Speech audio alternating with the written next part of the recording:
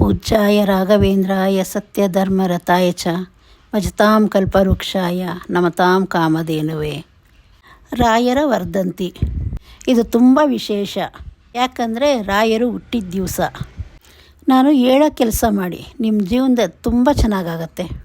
ಒಬ್ಬರ ಜೀವನದಲ್ಲಿ ಹುಟ್ಟೋ ಹಬ್ಬ ಇದೆ ಅಂದರೆ ಅವತ್ತೆಲ್ಲ ತುಂಬ ಖುಷಿಯಾಗಿರ್ತೀವಿ. ಅದೇ ರೀತಿ ರಾಯರಿಗೂ ವಿಶೇಷ ದಿವಸ ಅದು. ಯಾಕಂದರೆ ವರ್ಷ ಎಲ್ಲ ನಮ್ಮ ಕಷ್ಟನ ರಾಯರ ಹತ್ರ ಹೇಳ್ತಾನೇ ಇರ್ತೀವಿ. ವರ್ಷದಲ್ಲಿ ಒಂದು ದಿನ ಹುಟ್ಟುಹಬ್ಬ ಬರುತ್ತೆ. ಆ ದಿನ ರಾಯರಿಗೆ ಸಂತೋಷ ಪಡಿಸೋ ರೀತಿ ನಾವು ಮಾಡಬೇಕು. ರಾಯರಿಗೆ ಗುರುವಾರ ವಿಶೇಷವಾದ ದಿವಸ. ಎಲ್ಲರೂ ತುಂಬ ಜನ ರಾಯರಿಗೆ ಗುರುವಾರ ಪೂಜೆ ಮಾಡ್ತಾರೆ, ರಾಯರ ದೇವಸ್ಥಾನಕ್ಕೆ ಹೋಗ್ತಾರೆ. ಯಾಕಂದರೆ ಅದು ವಿಶೇಷವಾದ ದಿವಸ ಅಂದ್ಬಿಟ್ಟು. ಅದರಲ್ಲಿ ಇದು ಇನ್ನೂ ವಿಶೇಷ. ಈ ದಿನ ನಾವೇನು ಮಾಡಬೇಕು?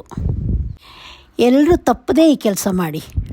ಯಾಕಂದರೆ ವರ್ಷ ಎಲ್ಲ ರಾಯರು ನಮ್ಮ ಕಷ್ಟನ ಕೇಳಿಸ್ಕೊಳ್ತಾರೆ, ನಮ್ಮನ್ನು ಅದೇ ರೀತಿ ಕಾಪಾಡ್ತಾರೆ.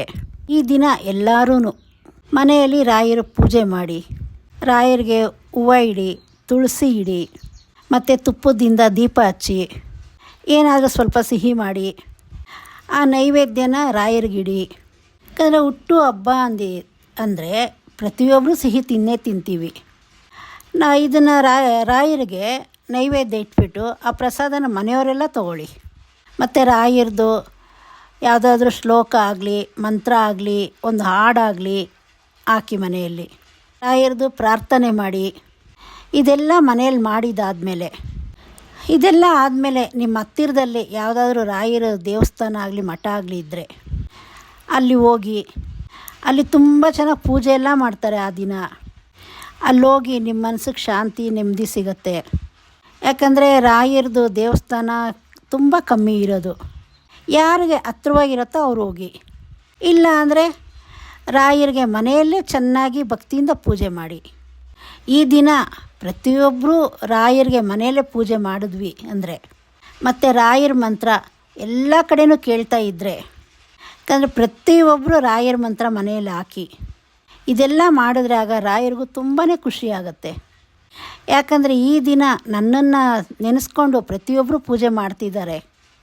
ಆಮೇಲೆ ಇನ್ನೂ ಒಂದು ಮುಖ್ಯವಾಗಿ, ನೀವು ಮನೇಲಿ ಪ್ರಸಾದ ಮಾಡಿರ್ತೀರಲ್ಲ, ಒಂದು 4-5 ಜನಕ್ಕೆ ಆಗೋಷ್ಟು ಸ್ವಲ್ಪ ಜಾಸ್ತಿನೇ ಮಾಡಿ. ಹೊರಗಡೆ ಯಾರಾದರೂ ಇರ್ತಾರಲ್ವ ನಿಮಗೆ ಪರಿಚಯದವರೋ ಇಲ್ಲ ಪಕ್ಕದಲ್ಲಿ, ಅವ್ರಿಗೆ ಸ್ವಲ್ಪ ಪ್ರಸಾದನೆಲ್ಲ ಕೊಡಿ. ಅವ್ರಿಗೂ ನೀವು ರಾಯರ ಬಗ್ಗೆ ಹೇಳಿ, ರಾಯರದು ವಿಶೇಷವಾದ ದಿವಸ ಅಂತ ಹೇಳ್ಬಿಟ್ಟು ಪ್ರಸಾದ ಕೊಡಿ. ಇನ್ನೊಂದು ಮುಖ್ಯವಾಗಿ ಒಂದು 4-6 ಜನಕ್ಕೆ ನಿಮ್ಮ ಕೈಯಲ್ಲಿ ಆದಷ್ಟು ಸಹಾಯ ಮಾಡಿ. ಆಗ ರಾಯರ ವಿಶೇಷ ದಿನ ಇನ್ನೂ ವಿಶೇಷ ಆಗತ್ತೆ. ಚಾನಲ್ ಸಬ್ಸ್ಕ್ರೈಬ್ ಮಾಡ್ಕೊಳ್ಳಿ. ಮತ್ತು ರಾಯರಿದ್ದಾರೆ ಅಂದ್ಬಿಟ್ಟು ಕಮೆಂಟ್ ಮಾಡಿ. ರಾಯರಿಗೆ ಶುಭಾಶಯಗಳು ಕಮೆಂಟ್ ಮುಖಾಂತರ ತಿಳಿಸಿ. ಚಾನಲ್ ಸಬ್ಸ್ಕ್ರೈಬ್ ಮಾಡೋದು ಮರಿಬೇಡಿ.